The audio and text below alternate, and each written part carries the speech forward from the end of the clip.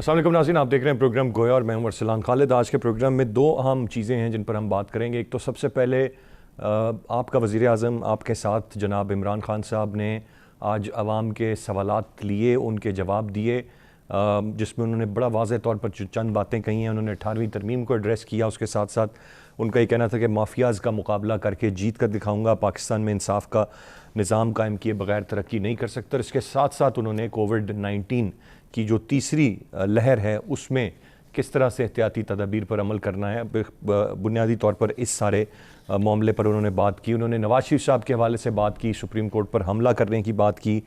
ये तक उनका कहना था कि साइकिल और भैंस या गाय चोरी करने से मुल्क को नुकसान नहीं होता। जो उनका एक मौक़िफ़ रहा है कि जब ऊपर से जो टॉप लीडरशिप है वो मुल्क को लूटती है या करप्शन होती है तो फिर मुल्क को नुकसान होता है। ये वो तमाम तर चीज़ें हैं जो जनाब वज़ीर आज़म इमरान खान साहब ने आज कहीं कुछ सोशल मीडिया के क्वेश्चंस आंसर किए, कुछ अदरवाइज़ क्वेश्चन आंसर किए, और ये एक सिलसिला है जिसका आगाज़ उन्होंने किया था, जिस पर वो मुसलसल आगे चलते हुए ये सेशंस कर रहे हैं जहाँ पर वो आवाम के सवाल लेते हैं। वो किस हद तक कौन लोग होते हैं जिनकी कॉल्स कनेक्ट होती हैं, किस हद तक वो क्वेश्चंस बेहतर होते हैं, किस हद तक जवाबों से लोग सेटिस्फाई होते हैं। ये मुख्तलिफ़ कोशिशें हैं जिससे वो अपना डिस्टेंस कम करने की कोशिश कर रहे हैं आवाम के साथ। उसी की एक कोशिश वो थी जो हमने हाल ही में देखी जब वो इस्लामाबाद में एक मरकज़ में दौरा करने के लिए अचानक चले गए दिन के टाइम।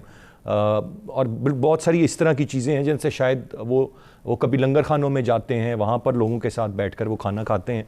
तो यानी कि वो एक चीज़ जो बताना चाह रहे हैं कि वो किस तरह से अवाम के दरमियान मौजूद हैं और उन्हें अवाम का एहसास है। अब वो उसमें किस हद तक कामयाब हो रहे हैं और अवाम उसको किस तरह से परसीव कर रही है, द क्वेश्चन रिमेंस देयर। मैं चाहूँगा हम इस पर बात करें। उसके साथ साथ जो दूसरा अहम मामला जो गवर्नमेंट ने ऐलान किया है कि वो हुदैबिया पेपर मिल्स का केस दोबारा से उसको दोबारा से उसको चेक करेंगे, दोबारा से उस पर बातचीत होगी और उसकी असर नौ तहकीकात होंगी। गो के इस पर सुप्रीम कोर्ट का मौक़िफ़ बड़ा वाज़ेह है, लेकिन अब ये किस तरह से हुकूमत इसको करने जा रही है और फिर जिस तरह से नून लीग का मौक़िफ़ सामने आ रहा है कि जब इमरान खान साहब इस बात की मंजूरी दे रहे हैं कि हुदैबिया पेपर मिल्स का केस दोबारा से ओपन किया जाए, तो शायद जो बाकी ऑलरेडी एग्जिस्टिंग केसेस हैं वो नाकाफ़ी हैं नून लीग को रगड़ा देने के लिए या उन पर कोई चीज़ साबित करने के लिए। लिहाजा ज़रूरत पड़ रही है कि अब दोबारा से हुदैबिया पेपर मिल्स को खोला जाए। इसके साथ साथ जो शहबाज शरीफ साहब को जाने से रोका गया, तो FIA और हुकूमत पाकिस्तान पर तौहीन अदालत की दरख्वास्त नून लीग दायर करने जा रही है। ये दूसरा हमारा इशू रहेगा, मैं इस पर बात करेंगे। एक ब्रेक की जाने बढ़ूंगा, ब्रेक से वापस आकर मैं गेस्ट पार्टिसिपेंट्स का तारुफ कराऊंगा और गुफ्तगू का आगाज़ करूंगा। साथ रहिएगा।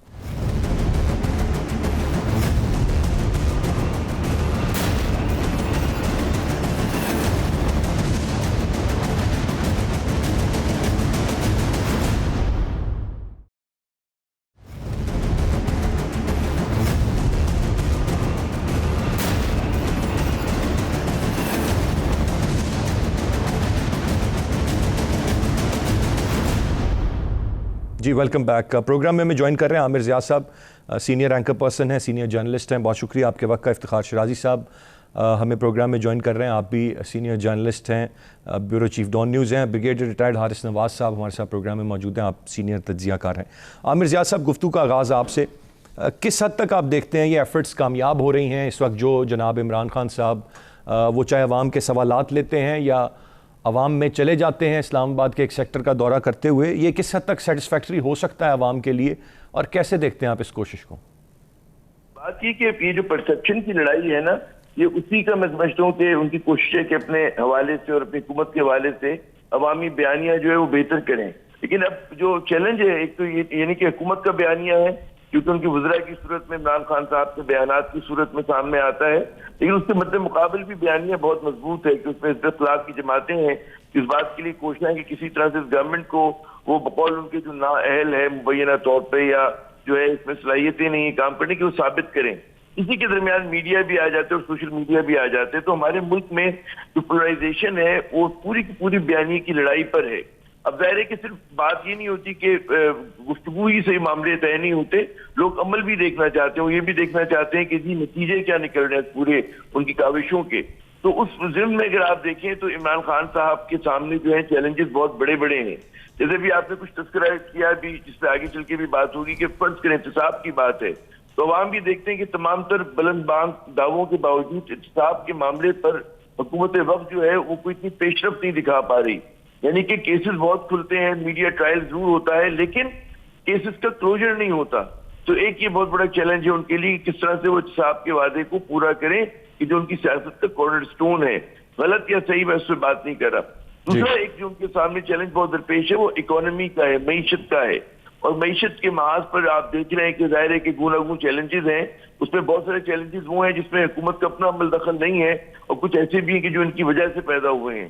तो जिम्न में भी जाहिर है कि तब्दीलियां आ रही हैं, और अब आखिरी जो उनके पास 2 साल बचते हैं, 2.5 साल, 2.25 साल बचते हैं, उसमें क्या कारहाय नुमाया अंजाम देंगे, उस पर भी एक चैलेंज है। मैं समझता हूँ एक आखिरी जो सबसे बड़ा चैलेंज है जिसपे हमारे मीडिया में बहुत कम बात हो रही है, वो जो भारत के साथ बैक चैनल डिप्लोमेसी का आगाज हुआ है, और जिसके नतीजे में हम देख रहे हैं कि जी एक कम से कम भारत की तरफ से तो मुकम्मल सकूत और खामोशी है, लेकिन पाकिस्तान में बड़ा एक्साइटमेंट है।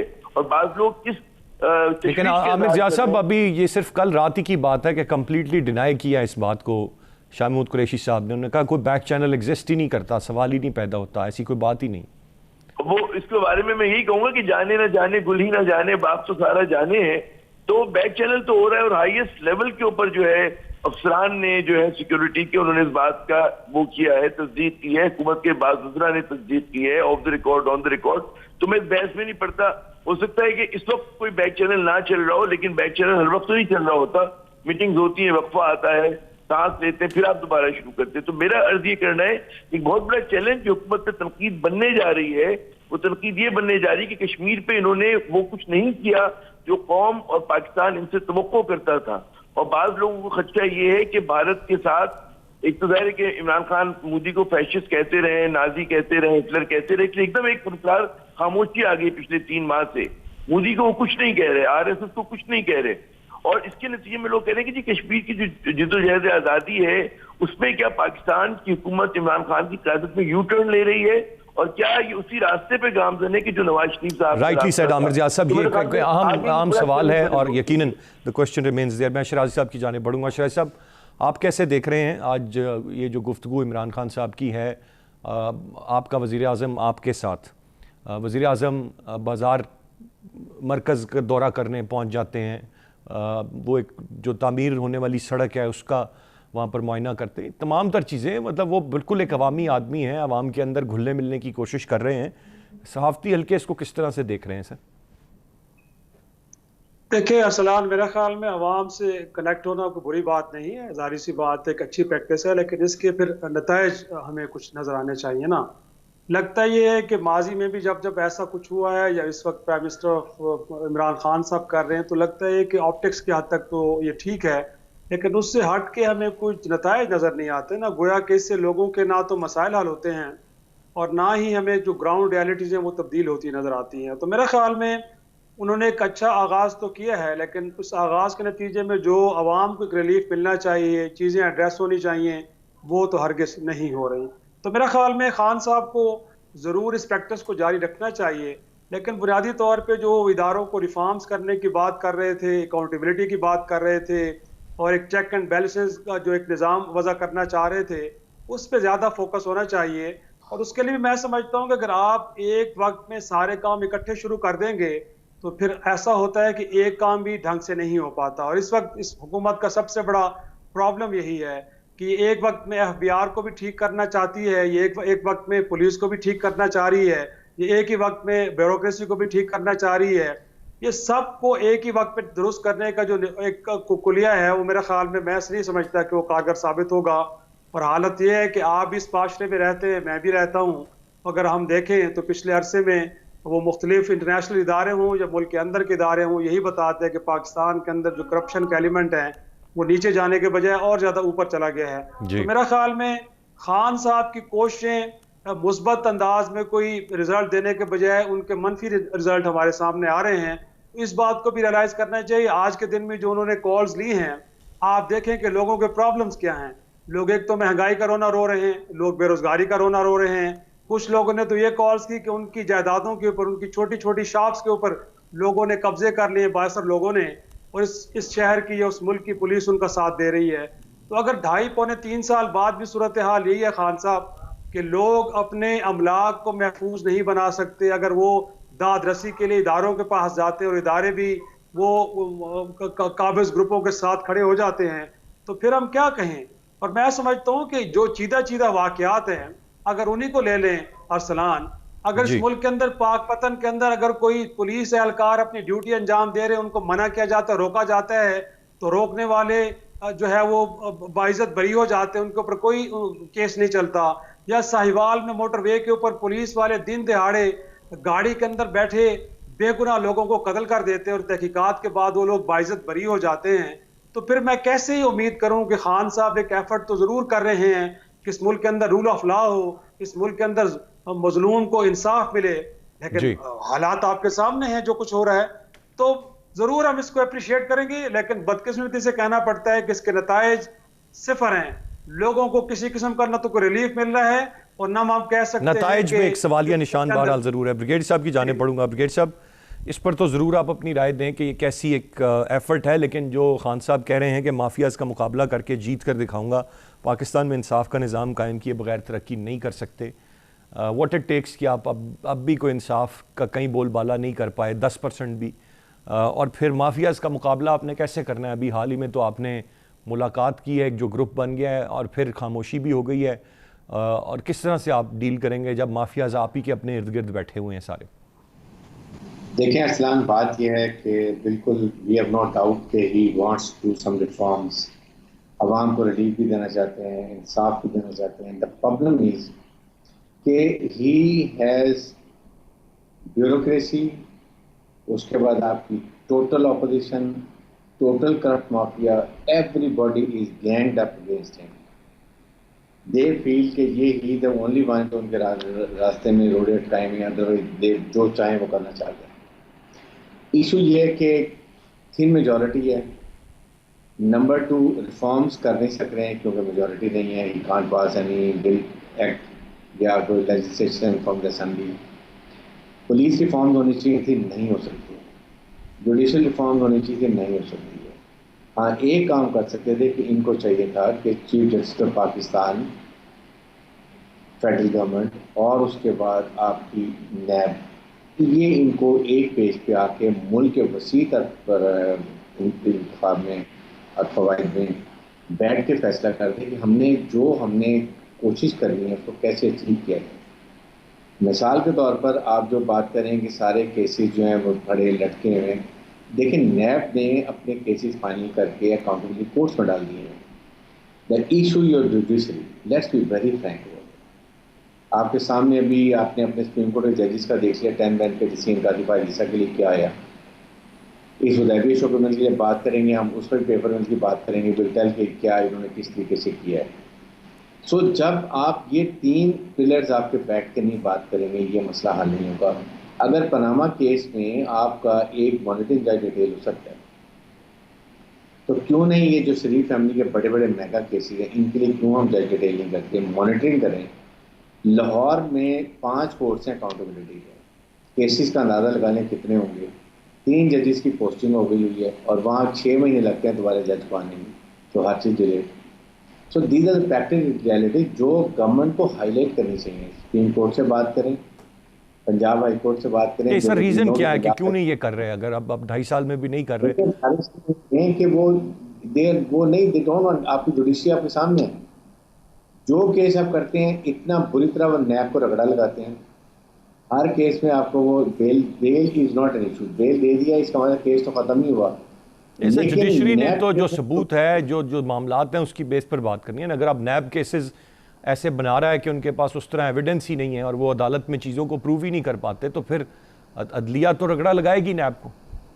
देखिए, इसमें चेयरमैन नैब की भी बहुत बड़ी गलती है कि आप क्यों नहीं नैब की प्रोसिक्यूशन की कैपेसिटी को बढ़ाते हैं। आपने वही 1-1 लाख वाले वकील रखे हुए हैं, they can't match. Defence council बड़े बड़े जो लॉयर्स हैं, उनकी पूरी टीम, दर्जन टीम खड़ी होती है। आपको कौन लगता है, जहाँ अरबों रुपए की बात है, बिलियन ऑफ डॉलर्स की रिकवरी की बात है, higher a best possible prosecutor lawyer from the market, ताकि पिच करें मुकाबले में एक दूसरे के, फिर पता चले। सेकंड, अकाउंटेबिलिटी कोर्ट्स के ऊपर एक बार होनी चाहिए सुप्रीम कोर्ट की तरफ से, जी आपने ये केस 3 महीने में, 4 महीने में, 5 महीने में फाइनल करना है। तब पॉलिटिशियन को डर होगा कि या हम कन्विक्ट हो जाएंगे, कन्विक्शन होगी, या हम प्ली बार्गेन करके अपनी जान बचा लें और फिर पाकिस्तान की जान छूट जाएगी कि वो फिर दोबारा नाअहल भी हो जाएंगे। सो ये चीज़ें गवर्नमेंट, लेकिन मेरे ख्याल में ये सारे एवरीबॉडी वांट्स कि ये गवर्नमेंट जाए। एक बहुत ही अनफेयर बात है कि 5 साल एक गवर्नमेंट को मिले हैं, let them complete 5 years and then let the people of Pakistan decide किसको मैंडेट देते हैं। उनको करने तो दे। जिस तरीके से एक तो कोविड का हिसाब पहले हो गया, पहले इकोनॉमिक कंडीशन, कोविड आ गया, फिर ये जो राइटली सेड सब आपका पॉइंट आ गया। सर मैं एक ब्रेक की जाने मुझे बढ़ना है, ब्रेक से वापस आकर हम हुदैबिया पेपर बिल्स के हवाले से और जो दोबारा से इसकी तफ्तीश का फैसला हुकूमत ने किया है उस पर बात करेंगे। साथ रहिएगा।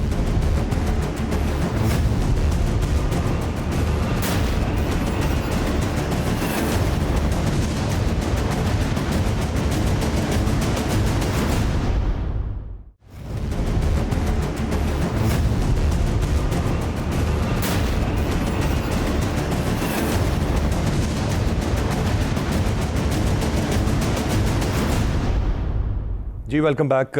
आमिर ज़िया साहब, आपसे जानना चाहूँगा सबसे पहले इस वक्त ये आप जो मुझे बड़ा वज़न नज़र आ रहा है जब अपोजिशन ये कह रही है कि इतने सारे केसेस जो थे ऑलरेडी, अगर वो नाकाफ़ी रहे कि अब हुदैबिया पेपर मिल्स को दोबारा से उसकी तफ्तीश का फ़ैसला किया जा रहा है, ऑलरेडी इतने केसेस हैं और वो किसी कंक्लूजन को नहीं पहुँचे, आप दोबारा से इसकी तफ्तीश करने की बात कर रहे हैं, आप कैसे देखते हैं इसे? मैं ये कह रहा था कि बात ये कि एक तरफ से तो बिल्कुल वजन है और इस पे हिजरत खिलाफ की तनकीद में कितने सारे बेतहाशा केसेस हैं जिसमें मैंने पहले भी बात की और किसी के क्लोजर नहीं हो रहा। लेकिन एक बात और समझने की है कि हुदैबिया पेपर मिल का जो केस था एक तरह का किंग पिन था जराइम की, जो व्हाइट कॉलर जराइम है उसकी फहरिस्त में बहुत बड़ा केस था। और ये केस था कि जिसको लोग कहा करते थे माहिरीन के ओपन एंड शट केस है। और जिस तरह से इस केस को बंद किया गया, जिस केस का खात्मा किया गया कि जी इसके वो नहीं है, तो ये खुद एक सवालिया निशान था जिसके ऊपर जाहिर है कि बहुत सारे हमारे लीगल एक्सपर्ट्स भी एक तशवीश का इजहार करते रहे हैं।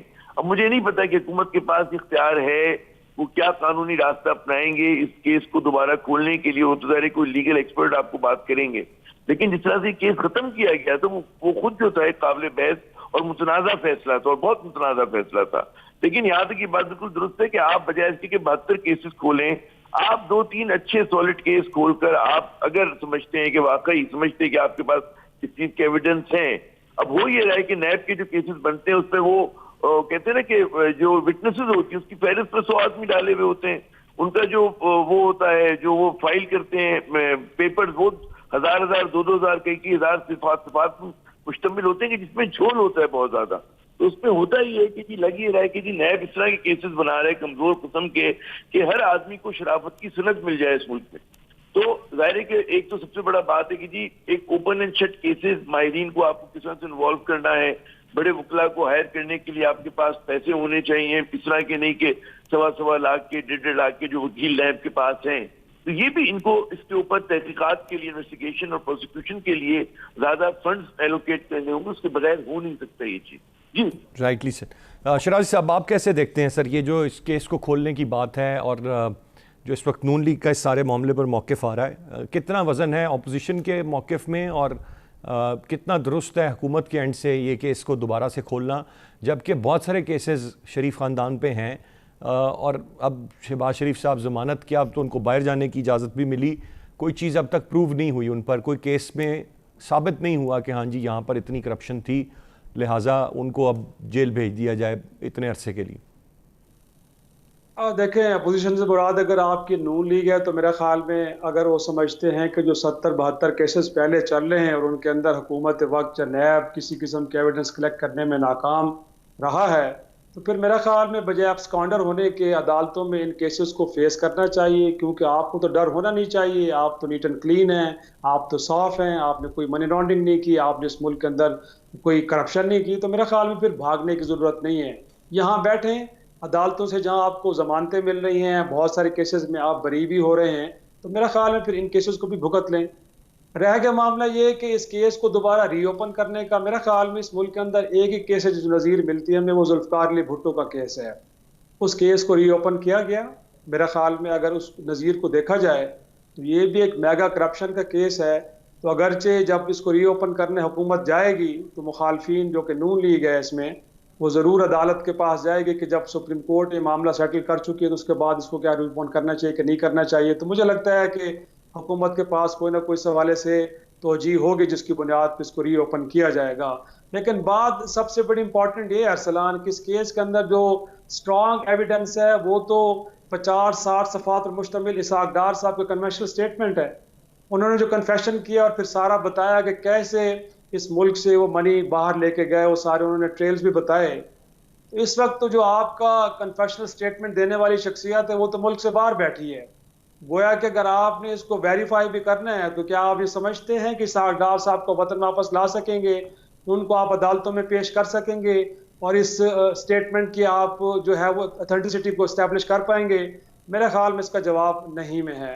तो जाहिर सी बात है, बड़ी मुश्किलात है। अगर आप इसको ओपन करते भी हैं, इसको दोबारा खोलते भी हैं, तो मैं उम्मीद नहीं रखता कि जो पिछले अब बाकी 2.5 बरस रह गए या 2 बरस तहरीक इंसाफ की हुकूमत के रह गए हैं, उसमें हुदैबिया पेपर मिल्स का जो केस है वो कहीं अपने मंतकी अंजाम को पहुंच पाएगा।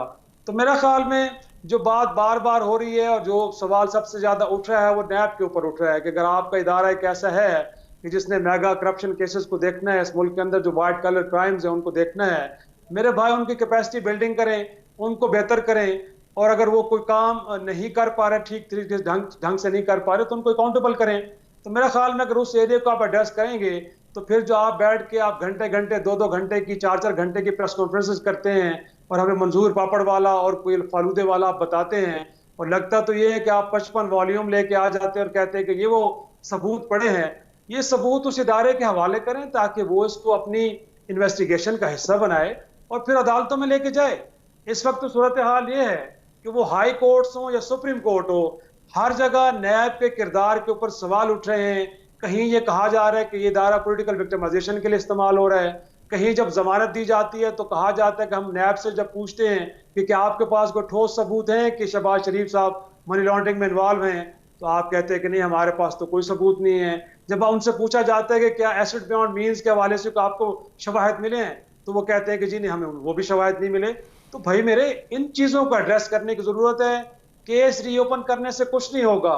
जो इस वक्त की सूरत हाल है वो यही है। बिल्कुल सही शाह साहब, पॉइंट आ गया। मैं जरा ब्रिगेड साहब की भी राय यहाँ पर ले लूँ। ब्रिगेड साहब, आप कैसे देखते हैं एहतसाब के नाम पर हुकूमत एहतसाब के लिए पुरज़्म और एहतसाब ही नहीं हो पा रहा? पुराने केसेस भी आप खोलें लेकिन आप कोई चीज़ कंक्लूड नहीं कर पाए, लेकिन स्टिल आप ये सोचते हैं कि आप कर लेंगे मामलात।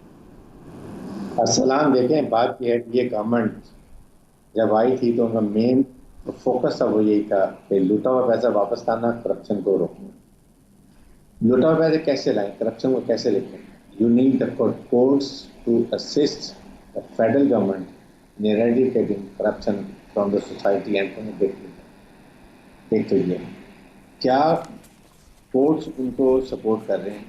खासतौर पर इस हुदैबिया पेपर मिल में आगे देखिए, 2000 में केस चला, 1242 मिलियन रुपीस का केस है। इतना बड़ा एफिडेविट इसहाक डार ने दिया हुआ, ओपन एंड शट केस था, इसीलिए इसको मैनिपुलेट करके क्लोज किया गया कि इसमें बचत नहीं हो रही। That was the only reason कि नैब के चेयरमैन चौधरी कमर सवान ने इसको अपील नहीं की। उसके बाद काजी फायद ईसा साहब जो इसको केस को चला रहे थे, उन्होंने इसको जाके ख़त्म किया और पता चला कि उनके अपने भी फॉरेन एसेट्स हैं और नवाज शरीफ भी फॉरेन एसेट्स हैं। एक तो ये, उसके बाद ये केस की सही इंक्वायरी ही नहीं हुई, कोर्ट में केस चला ही नहीं है। आप ये देखें, see the power of politicians and the misconduct of our judiciary. I think एक हमें रैशनल बात करनी चाहिए। अभी सारे केसेस जो हैं उनके रेफरेंस फाइल हो गए हैं, केस करने कोर्ट ने decide, accountability court. And we know कि वो जजेस कैसे हैं। हाई कोर्ट आपके सामने है, सुप्रीम कोर्ट आपके सामने है, काजी पायलिसा के जो रेफरेंस आपके सामने है। तो ये क्या किया जाए?